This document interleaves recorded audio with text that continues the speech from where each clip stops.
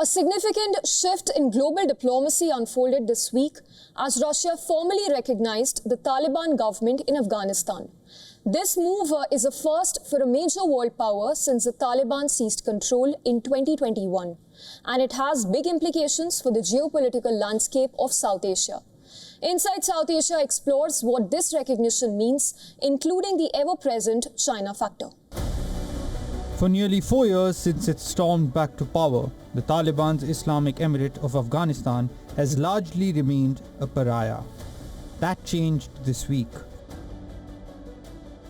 On the 3rd of July, Russia officially accepted the credentials of Afghanistan's new ambassador to Moscow. It comes 3 months after Russia removed the Taliban from its list of banned terrorist organizations, and it marks a dramatic about turn from decades of hostility. Once again, I thank the esteemed leadership of the Russian Federation for taking this initiative, which will serve as an example for others and will help remove all barriers in the relations between Russia and Afghanistan. From the immediate viewpoint of Afghanistan's people, the implications are huge. The biggest of them being Afghanistan breaking out of isolation and making an entry into the mainstream. Citizens call it a breath of fresh air after years of seeming gloom and doom. Last night, when we heard on the news that the Soviets Russia have recognized Afghanistan officially, we were very happy that now trade and economy will bloom, and the challenges that were against the Islamic Emirate, they are gradually being removed.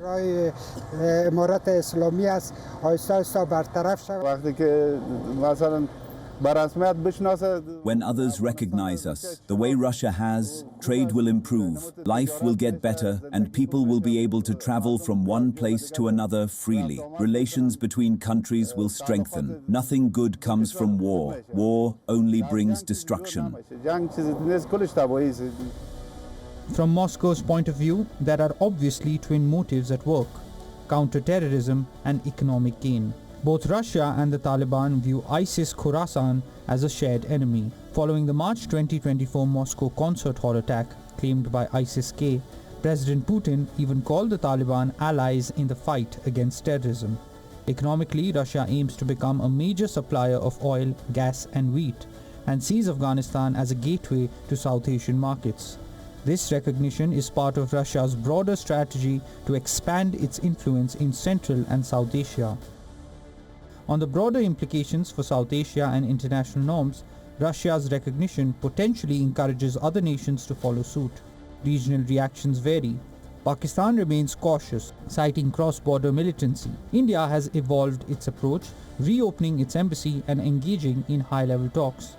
The United States maintains non-recognition and sanctions. The UN warns this sets a dangerous precedent.